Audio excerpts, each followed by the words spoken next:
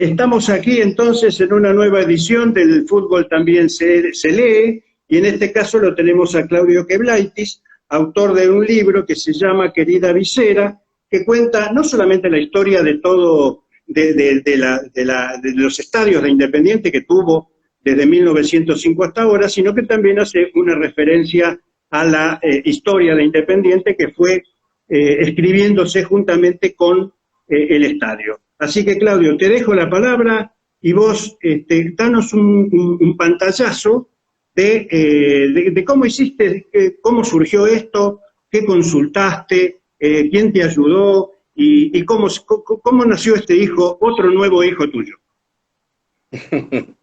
Se van a poner celosas mis hijas, pero bueno, son hijos de papel. Este particularmente es un hijo de la pandemia, que en realidad había surgido como el tomo 4 de la trilogía de Alma Roja, que venía escribiendo desde 1904, que se dividió en 3 tomos.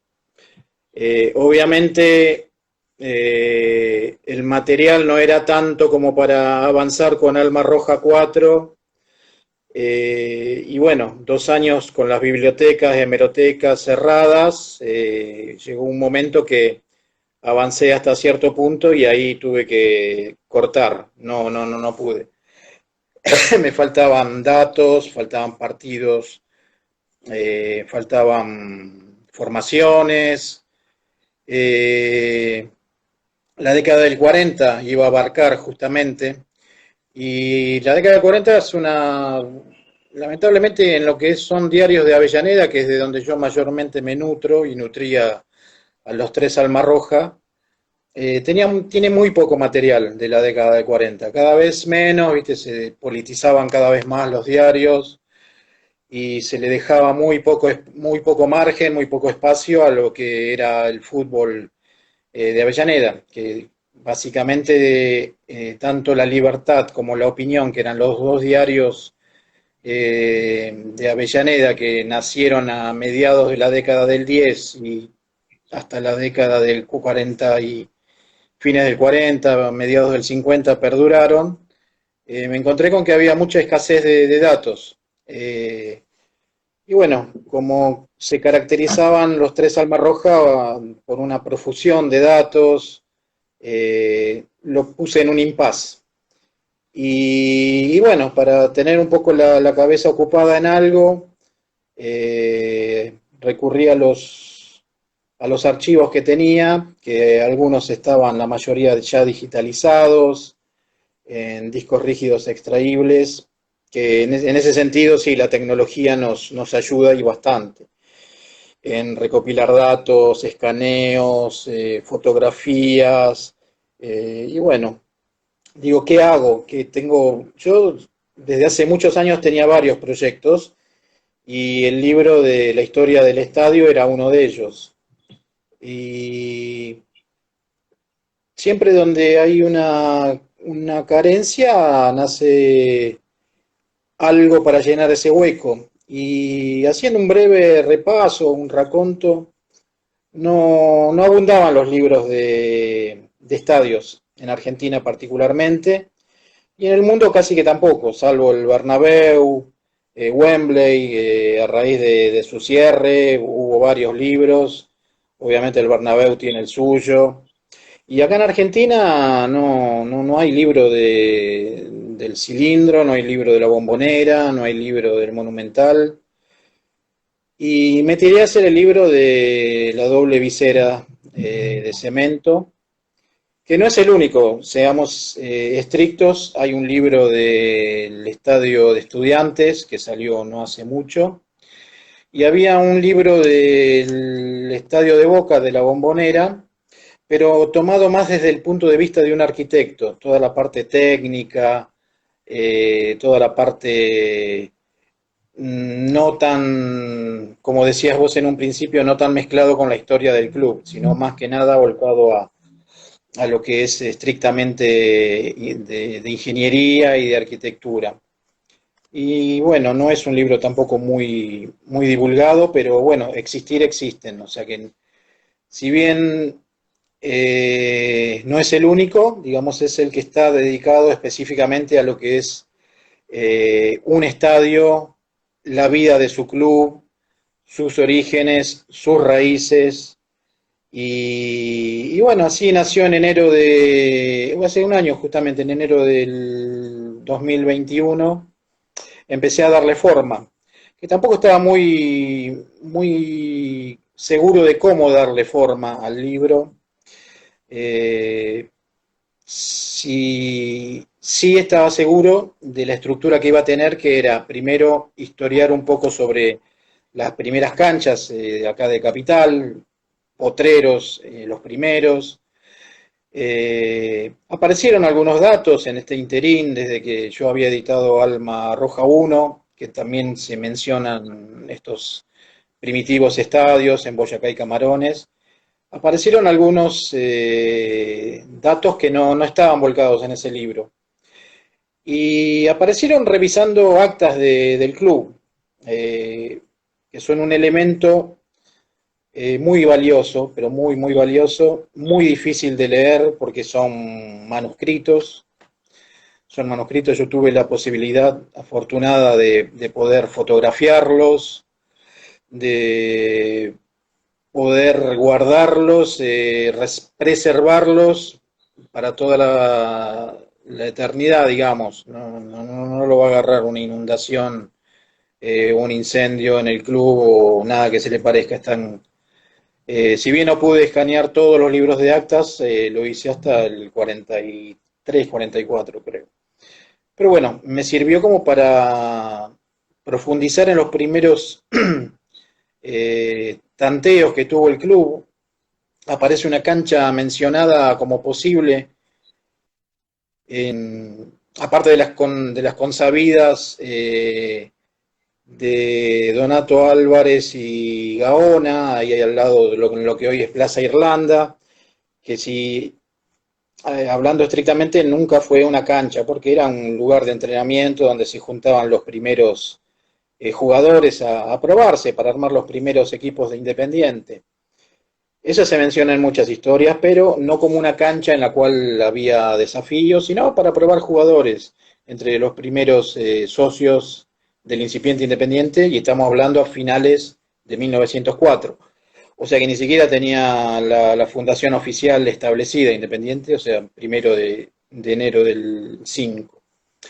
Y aparecen algunos lugares tentativos en esas actas, como por ejemplo Boyacá y las vías del ferrocarril oeste en ese momento, hoy Sarmiento, que no se habían mencionado jamás de no haber sido por encontrarlos en estos libros de actas como negociaciones fallidas, digamos. Otro terreno que fueron a ver los primitivos directivos de aquella época, o sea, estamos hablando de los de Giorgi, de los Langone, de los Diez, particularmente una persona que se movía mucho era el secretario de ese entonces, que era Carlos Primitivo de Giorgi. Se formaban las subcomisiones que se llamaban subcomisiones de búsqueda de fields, y habían tanteado otro terreno en Boyacá y lo que hoy es Juan B. Justo, o sea, el arroyo Maldonado, pero no donde se estableció, en Boyacá y Camarones, sino para el lado antes de cruzar el puente, que era un puente rudimentario de madera. Bueno, esos tres elementos se agregan a las ya consabidas canchas que más divulgadas están, que son la de Boyacá y Camarones, que son la de Donato Álvarez y Avenida San Martín, o Bellavista, como se llamaba en aquel entonces, y Avenida San Martín, o Camino a San Martín. El salto a La Recoleta, en Tagle y Avenida Alvear, hoy Avenida Libertador. La fallida inscripción en 1906 en la Liga Oficial.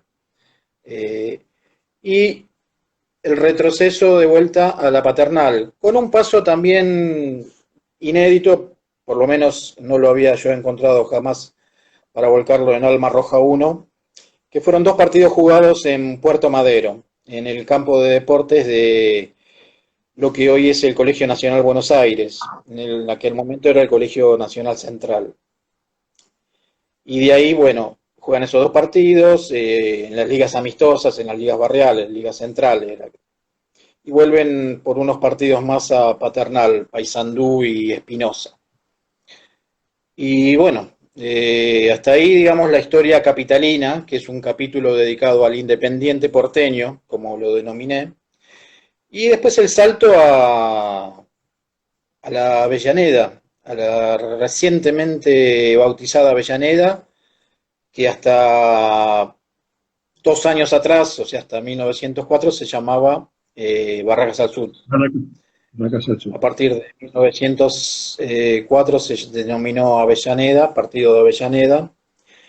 Y bueno, ahí esa famosa subcomisión de búsqueda de Fields se va a buscar, digamos, ya en el deslinde de lo que es el casco urbano de Avellaneda, que estaba en crecimiento, no era lo que ni por asomo lo que es hoy, pero digamos en lo que hoy es conocido como el barrio Crucecita Este,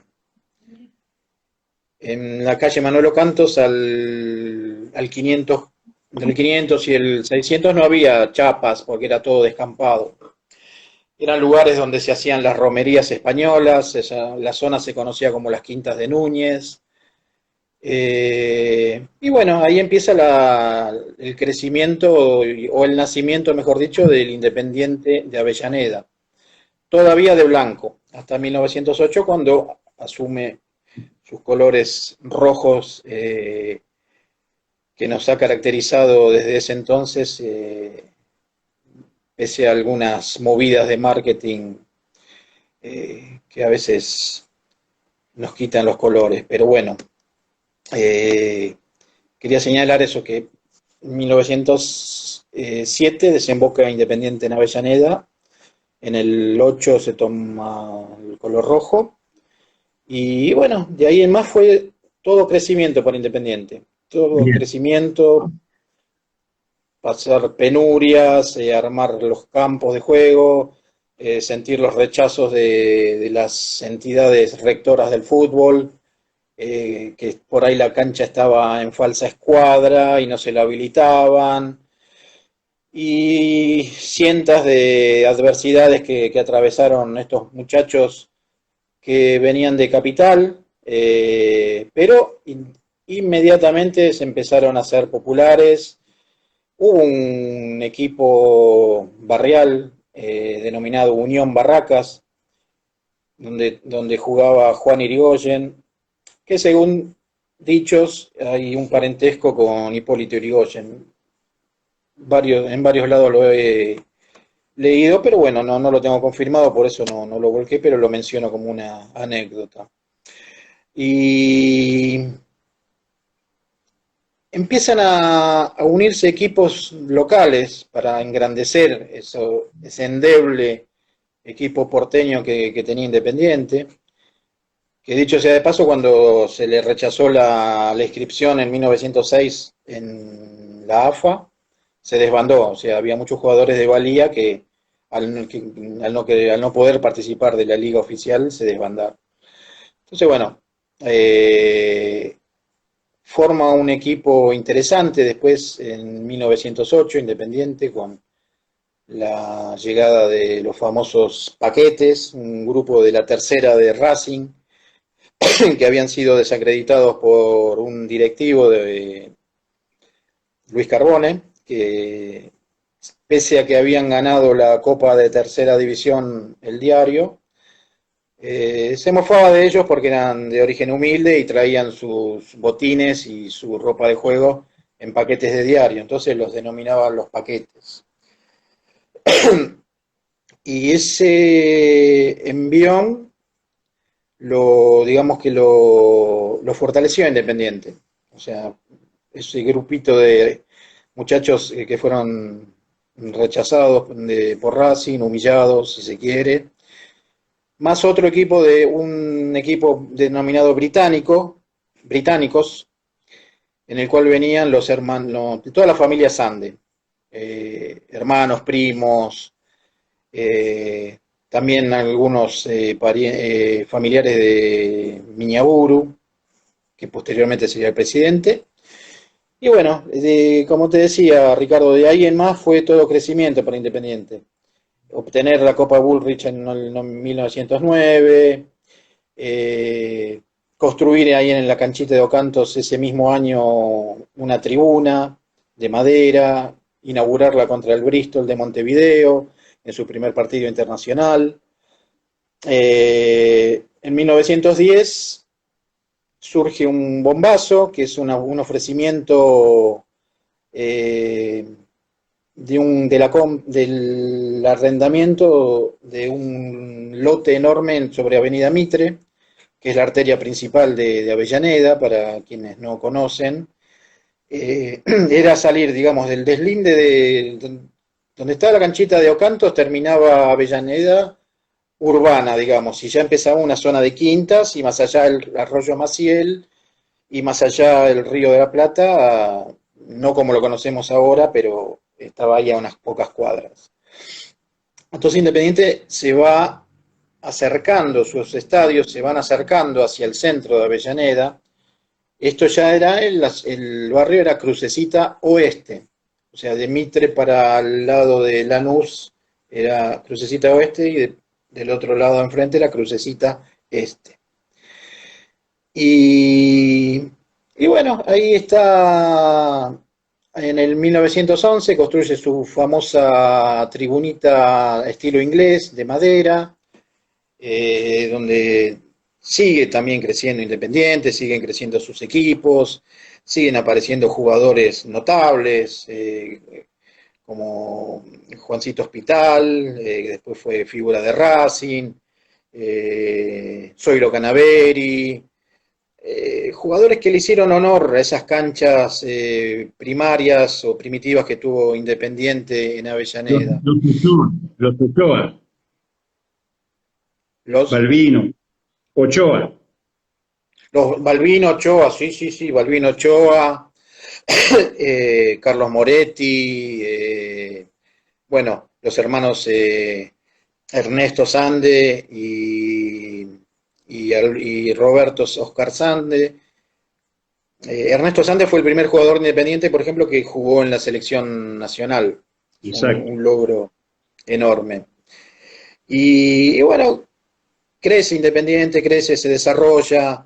En el lote de esta locación en Avenida Mitre al 2000, construye su cancha principal, construye una cancha auxiliar para entrenamientos o para que jueguen las divisiones inferiores, y en el fondo del lote, era un lote larguísimo, construye una tercera cancha que finalmente se la arrienda a un club local que era el Club Chacabuco. Ese fondo de lote daba a la calle Dorrego, que es una zona conocida hoy día en Avellaneda como Quinta Galli. Es un barrio muy, muy bonito. Y bueno, una característica de esta cancha, de esta locación, es que frente a la cancha de Avenida Mitre había una fábrica de fósforos, Mantero y Balsa se llamaba. Avellaneda tenía una industria fosforera muy, muy prolífica.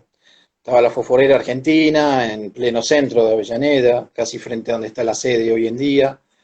Y frente a la cancha tenía la fábrica esta gente Mantero y Balsa. Por, digamos, una asociación con la cabeza de los fósforos que eran colorados y la proximidad a esta fábrica, el primer mote que le endilgan a Independiente son los fosforeros. Se los conocía en los diarios en ese momento en Avellaneda como los fosforeros.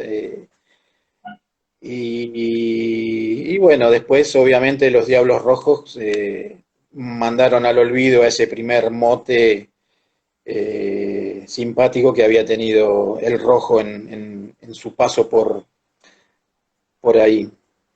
Bueno, vos sabés que, hablando de fosforeros, un compositor de Avellaneda, muy ligado al club, animaba los festivales, Amaro Giura, escribió hace muchos Ajá. años un tango que se llama Fosforerita y está dedicado a las obreras de la Compañía General de Fósforos, o de Manterio y Balsa, no recuerdo cuál, y que fue un éxito hace 60 años. Sí, sí, sí, sí, sí, la fosforerita. Era, o sea, la mayoría de las mujeres obreras de Avellaneda trabajaban en la industria fosforera. Y eran varios, la que mencionás vos de la Compañía General Argentina, esta de Mateo y Balsa, había una de Barceló también, que era el intendente eterno en aquella época. Y bueno, cuestión es que una madrugada de 1923 se prende fuego la hermosa canchita de estilo inglés de la tribuna estilo inglés de Independiente Y justo fue un 4 de y, agosto. y fue en 4 de agosto cuando se festejaba otro El aniversario nacimiento. del nacimiento, tal cual, tal cual. Bueno, se consumió prácticamente toda la tribuna central, que ya contaba con dos tribunas laterales, también de madera, pero los bomberos llegaron a tiempo de poder sofocar y lamentablemente se consumió la central.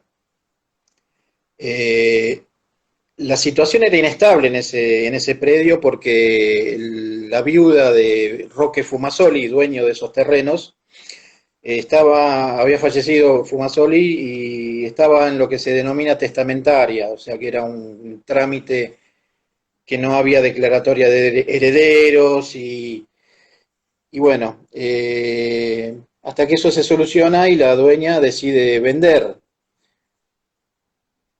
Entonces los directivos de Independiente en ese momento, Canaveri estaba al frente, Pedro Canaveri, al frente del club, empiezan a dudar si reconstruir la cancha, quedarse ahí. Lo que sí, no iba a ser de madera, la hicieron de metal, con tablones, pero bueno, la estructura fue metálica. Y participó el arquitecto Messina, un nombre muy ligado a River Plate en esa época, un arquitecto. Bueno, se hizo en el mismo lugar una tribuna de madera, de tablones, pero la estructura metálica. Creo que eran 35 escalones de madera y 70 metros de ancho tenía la estructura. Y empiezan ya a pensar en buscar otro lugar, porque era tan incierta la estadía en ese lote, más allá que le aumentaban periódicamente los alquileres y todo, había incertidumbre en el club. Y no se podían hacer mejoras, no se podían hacer más gastos, se hacía lo mínimo indispensable. Hasta que en 1925 encomiendan a esa famosa subcomisión de búsqueda de Fields, a la cual ya se le pegaron, digamos, ya no era tan amateur esta búsqueda, perdón, se le pegaron algunos agentes inmobiliarios que querían sacar su rédito, digamos. Entonces se llegó a buscar en Wilde, en Villadomínico, inclusive hasta en Quilmes se buscó lote, ofrecieron lotes, mejor dicho, ¿no? La idea era permanecer en el corazón de Avellaneda, de Canaveri y toda la comisión. Entonces aparece un lote en un deslinde también, detrás de la cancha de Racing, al fondo, lo que se denominaba Alcina al fondo casi en el cruce con las vías del ferrocarril Sud en aquel momento, Roca hoy día, ramal, digamos la curvita que va hacia Sarandí. Esa zona era un pantano, había habido un mercado un mercado vacuno de cabezas, con lo cual cuando llegaban las cabezas de ganado se las limpiaba, se las dejaba abrevar en esos terrenos bajos. Eh, y como el gerente del mercado este de Hacienda era Juan Oaco, padre de los jugadores célebres de Racing, Alberto y no Y recuerdo el Juan, otro Oaco, y Juan el padre y Juancito el hijo, correcto. Se conocía esa zona como el pantano de Oaco. Era una zona de bañado, era un bañado bajo, un bajío, estaba por debajo del nivel de la calle Alsina, obviamente estaba por debajo del nivel del terraplén del Roca, pero bueno, Pedro Canaveri vio el futuro en ese lote, eh, pese a que varios, inclusive de sus propios compañeros, lo tildaron de loco, de arriesgar el patrimonio del club en un lugar que no se sabía si se iba a poder llegar a edificar algo. Pero la cuestión es que Canaveri siguió adelante, se firmó el boleto de compraventa en 1925 y se procedió a lo primero, que era cegar el bañado y rellenarlo. Hay anécdotas que se han contado a través de los años de que durante el día los camiones con escombros y tierra llegaban y al día siguiente veían que estaba todo como el día anterior, hasta que pusieron un par de socios de guardia y vieron que algunos pícaros a la noche se llevaban las tierras de relleno. Con lo cual, bueno, hubo que alambrar, no se llegó a los tiros como se sugirió en algún momento, pero se, se alambró todo el predio para evitar estas intrusiones malignas de los vecinos. Pero digamos que, bueno, se licita la obra, la gran obra, porque obviamente después del incendio del 23, la precariedad de la tribunita de tablones y metal que tenían allá en Crucecita, y el club seguía avanzando, seguía creciendo eh, por ímpetu propio. Ya en el 26 había salido campeón, había ganado Independiente las tres copas competencia del 24, 25, 26. Había habido un partido muy bravo para dirimir el campeón del año contra Boca en el campeonato porteño, que se intentó jugar dos veces y dos veces quedó frustrado por invasiones del campo de juego. Pero Independiente tenía un equipo muy poderoso, con lo cual la masa societaria se incrementó notoriamente.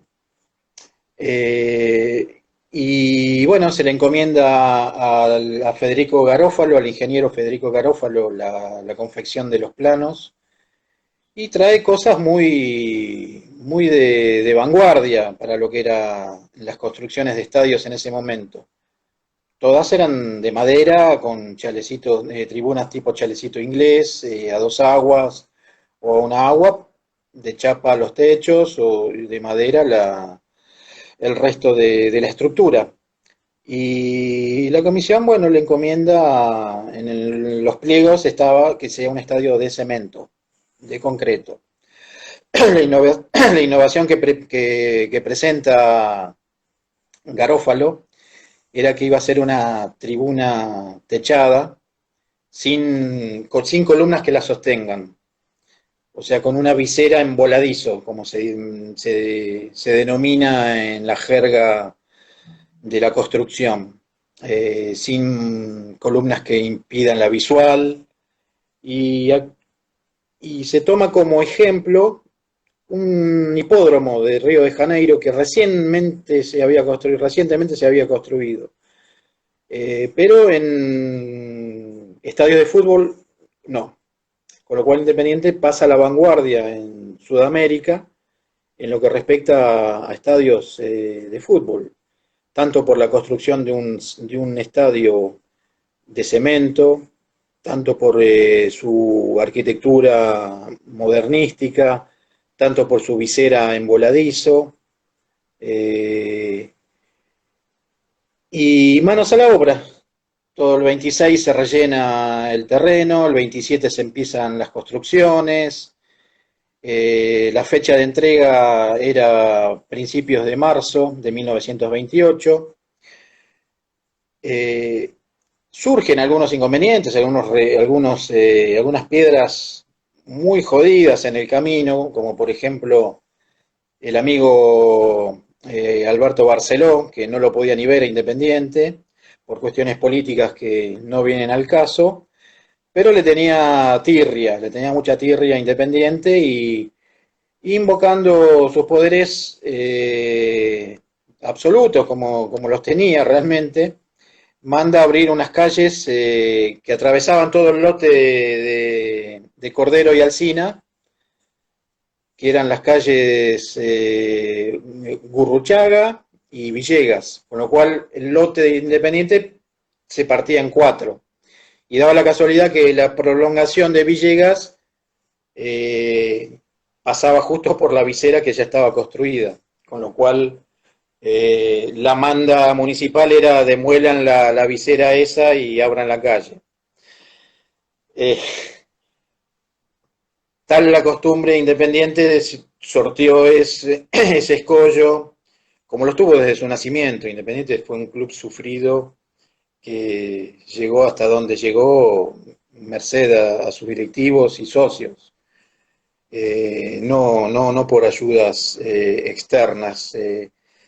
Tuvo la suerte de que todavía Juan Miñaburu, un prócer de Avellaneda, un prócer de Independiente, presidente durante las décadas del 10 hasta la asunción de Canaveri, tenía mucha llegada a los entes municipales, hace revertir esta situación que tenía su razón de ser, si uno se atenía a la letra de la ley, porque los vendedores que le venden el lote a Independiente habían especificado que se le iban a abrir las calles en algún momento, pero Independiente ni se había enterado de ello.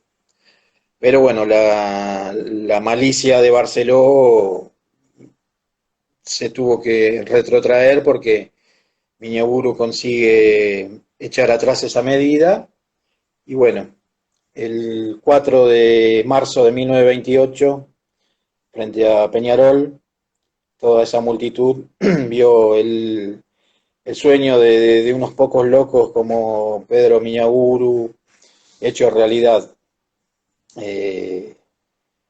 Y de ahí en más empezó a tener su propia personalidad ese estadio. Fue un estadio en crecimiento continuo, en desarrollo continuo. No fue nos cargan los de Racing porque es un estadio siempre en construcción, pero no era un estadio en construcción, era un estadio en desarrollo, tenía vida propia la visera en ese momento. El campo de juego primitivo estaba paralelo a la visera, paralelo a la calle Alsina, con las cabeceras en la calle Cordero, hoy Ricardo Bocchini, y la otra cabecera en lo que es espaldas a las vías del Roca.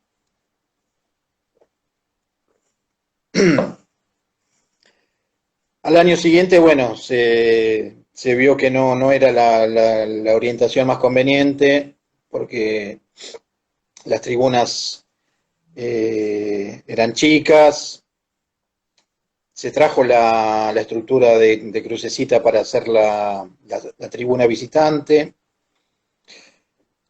con lo cual en el 28 todavía no fue íntegramente de cemento la cancha Independiente. Recién en el año 29 se concreta la tribuna sur, se le da una rotación de 90 grados al campo de juego, como es la actual, quedando bajo la visera, o sea, delante de la visera, uno de los arcos, y el otro en lo que es la estación Bullrich casi. Y bueno, los laterales, como son consabidos, uno paralelo a Cordero y otro paralelo a otro lote que no era propiedad de Independiente, pero se lo habían alquilado al Ferrocarril Sur, donde habían instalado una cancha auxiliar. Eh, y bueno, de ahí en más, ya no digo que es historia contemporánea, pero es una historia más conocida. En el libro, como bien decías, voy ligando las distintas presidencias con los diversos logros, con los diversos avances, cómo era la situación económica. No olvidemos que fines de la década del 20 se produce el crack de la bolsa de comercio en Wall Street.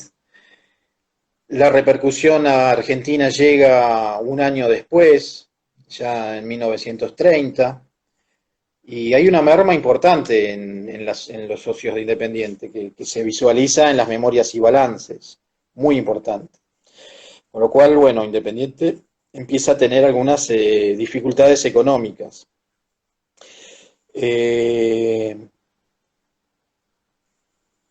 olvidé comentar que la financiación del estadio fue propia de los socios. El tesorero del club desarrolla un sistema de lo que en ese momento se llamaban empréstitos internos, lo que hoy serían unos bonos internos, con lo cual los socios tenían diversos montos, diversos bonos para adherir, de diversos valores según la capacidad económica de cada uno. Con lo cual, sumado eso, algunos préstamos del club, siempre del club, con el Banco Provincia o con el Banco... estaba el Banco de Inglaterra muy fuerte en ese entonces, en lo que es en Avellaneda de ese entonces. Entonces, bueno, con esos préstamos se fue financiando la construcción del estadio. Y también me olvidaba decir que el pobre Federico Garofalo tuvo que presentar quiebra, porque por estos retrasos de la apertura de calles y el mal tiempo y todo eso, no podía entregar en tiempo y forma la obra y tuvo que recurrir a contratar mucho más personal. Él ya había pasado su presupuesto a Independiente, Independiente se iba a limitar a pagarle eso. Tuvo que afrontar, pobre Garófalo, ese gasto extra y le produjo un quebranto, digamos, en su empresa de construcción. Claudio, tengo una pregunta. En 1938 Independiente da en ese estadio su primera vuelta olímpica. Y ese año inaugura la instalación eléctrica. Y los que lean el libro se van a sorprender porque el primer partido oficial lo jugó Racing, no fue Independiente. Es verdad, es verdad, es verdad, es verdad.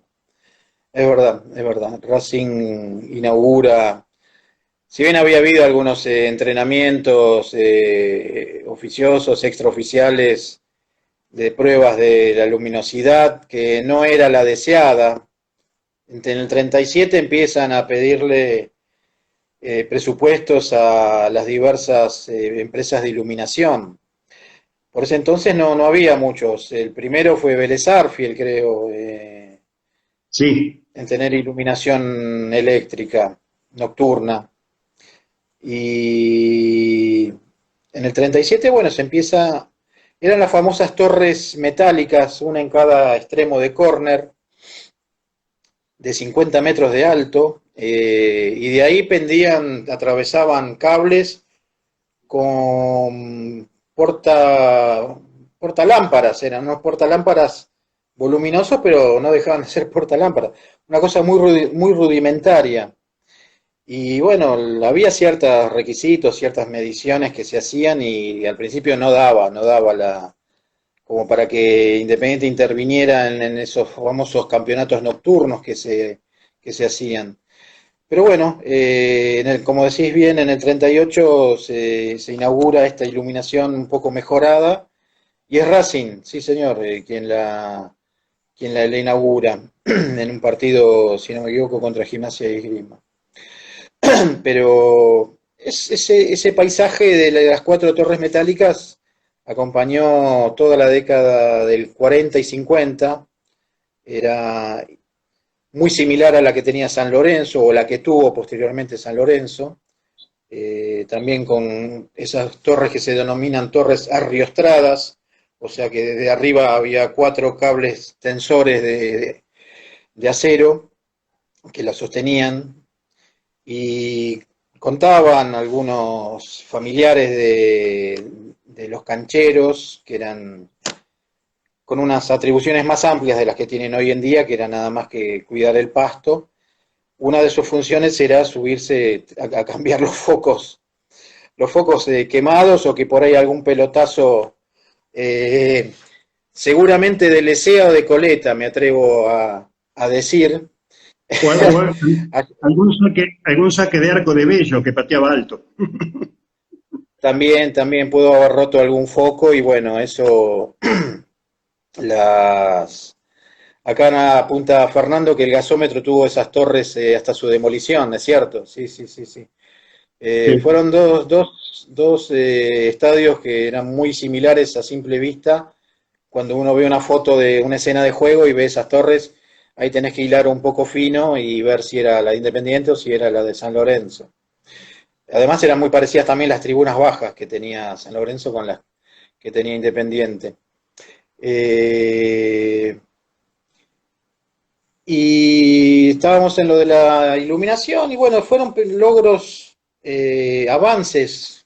Nunca se quedó Independiente, salvo contadas excepciones. Sale una ley en la década del 30, la Ley Noble de Fomento del Deporte, que es un aporte del Estado a los clubes. Y ahí construye su estadio Huracán, construye su estadio Boca, construye su estadio River, todos digamos, en las postrimerías de la década del 30. Independiente también era acreedor a ese préstamo del gobierno, pero nunca lo recibió. Nunca lo recibió. Y le habían hecho proyectar a Garófalo, al ingeniero Garófalo. Ya estaba Martín y Corena, claro, estábamos hablando de 38-39, estaba Martín y Corena en el gobierno de Independiente, y le hacen un proyecto fastuoso de reformas al estadio, inclusive con una torre que era muy similar a la que hoy en día tiene Racing, en el cilindro. En el 38, Garófalo diseña un estadio en el medio de la visera, una torre, creo que no llegaba a los 50 metros, pero tenía 40 y pico, bueno, con visión panorámica, ladrillos de vidrio para iluminación. Era un avance arquitectónico también enorme.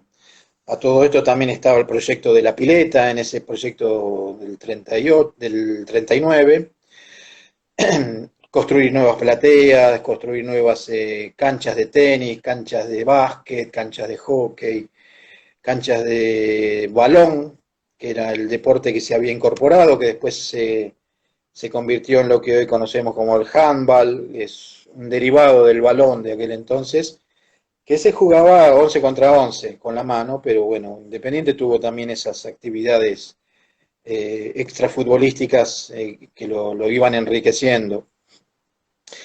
Pero bueno, Independiente no cobra nunca el préstamo del gobierno, vaya a saber por qué, y cae en la nada el proyecto Garófalo de ampliación. Y bueno, después se remiten a simples mantenimientos, movidas, digamos, de plateas bajas, las famosas plateas bajas que yo las he llegado a conocer, que estaban, si te sentabas quedabas prácticamente al ras del campo de juego. Vos también las has conocido, Ricardo. Sí, te cuento algo. Te cuento algo. Yo, de acuerdo a tu relato, intuyo que el siguiente paso importante que dio el estadio fue la construcción de la segunda visera, en el año 1961, inaugurada un 20 de agosto, que con mis escasos 16 años tuve la suerte de estar ahí gritando los 4 goles, pero quería comentar algo que descubrí no hace mucho, que la selección argentina jugó en cancha de Independiente 11 partidos y los ganó los 11. Mirá vos, gran Un detalle estadística, gran detalle. que encontré ahí hace muy poquito. Así que bueno, pasamos ahora ya un poco más para ir cerrando. Sí, Las remodelaciones, aquella muy grande del año 60, en la cual Racing le alquiló la cancha, cosa que hoy a lo sí, mejor sí, sería un es poco más, muy difícil de conseguir. sí, sí, sí, sí, sí. Bueno, las obras empiezan a fines del 59. eh, Creo que los primeros partidos Independiente los juega todavía en la En el año, visera. sí, en el año 60 jugó 3 o 4 partidos. 3 o 4 partidos, correcto. Y después ya alquila Racing. Y bueno, toda la campaña que lo corona campeón Independiente, lo juega de local en Racing. Y simultáneamente crece la segunda visera. Se habían encontrado algunas falencias de origen, algunas fallas en el hormigonado que se subsanaron, aumentó un poco los costos, pero bueno, nace ahí la querida doble visera, que hubiera sido el otro nombre tentativo que tenía del libro, pero bueno, para abarcar todo es querida visera, desde su nacimiento hasta su muerte en 2006. Pero bueno, el impulso también de poner más plateas le da otro empuje también a Independiente en esa época. empieza, empieza a haber superávit en el club, en el 62. Hasta ese momento venían ahí, viste, o a pérdida, no había mucho superávit. En el 62 hay un gran superávit y bueno, se desemboca en el campeonato del 63 y ya se empiezan a esquematizar los campeones de la Libertadores de América, 64-65. Había obras y había fútbol. Era la agrupación política que gobernaba en ese momento, la lista roja, era su lema. Después le agregó, no sé por qué le puse libros, porque después le agrega en los años 90 educación, pero era obras y fútbol. Y bueno, bajo la órbita de Herminio Sande, eh, se, se vuelve a inaugurar la iluminación, que tuvo casi 4 años sin iluminación independiente, entre el 60 y el 64. Entonces se le da ya una preponderancia internacional, y ahí viene el salto internacional de Independiente. Las finales con el Inter, bueno, las finales de las Libertadores. Como te decía, es crecimiento, crecimiento, crecimiento. Y como todo cuerpo orgánico, más allá que el estadio de cemento es un ente inorgánico, los que lo hemos vivido, apreciado en distintos momentos, en distintas décadas, con distintos equipos, sentíamos que tenía vida eso, que ese estadio emanaba vida, latía, sangraba, lagrimeaba, se reía, gritaba, tenía voz propia.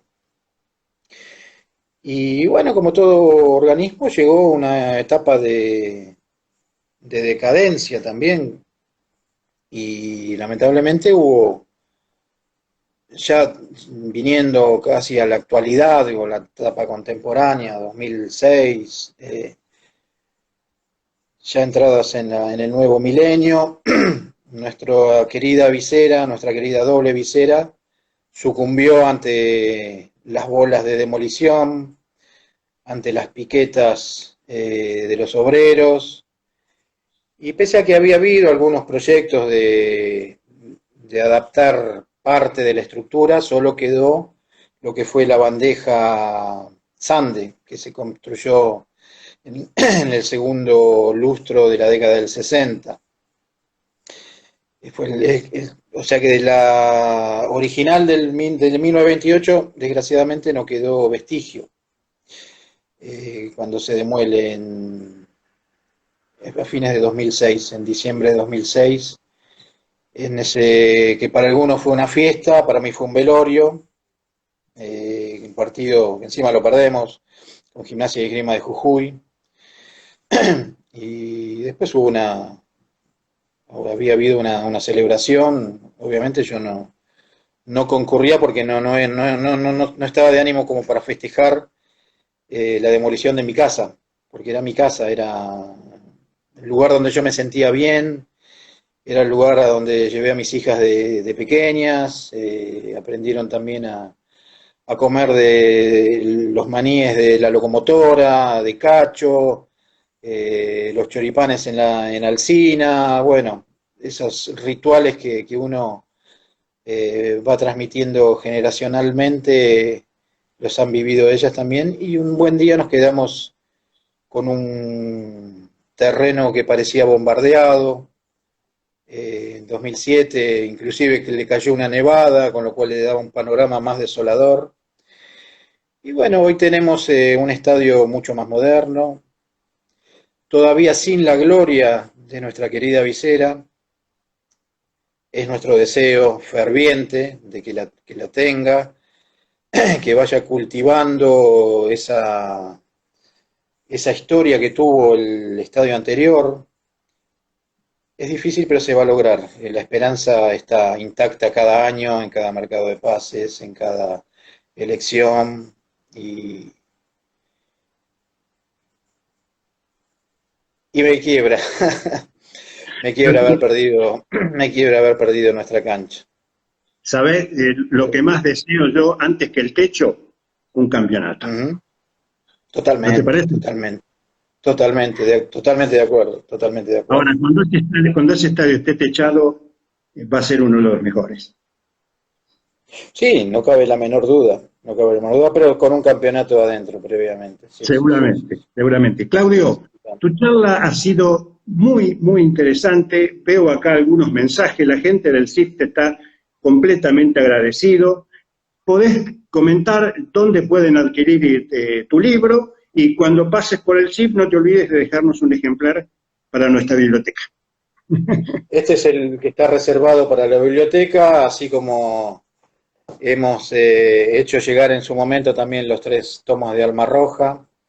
Sí, sí, lo tenemos. Pero sí, se consiguen a través de Mercado Libre, poniéndolo en el buscador querida visera, aparece con varias opciones de retiro a domicilio o entrega a domicilio.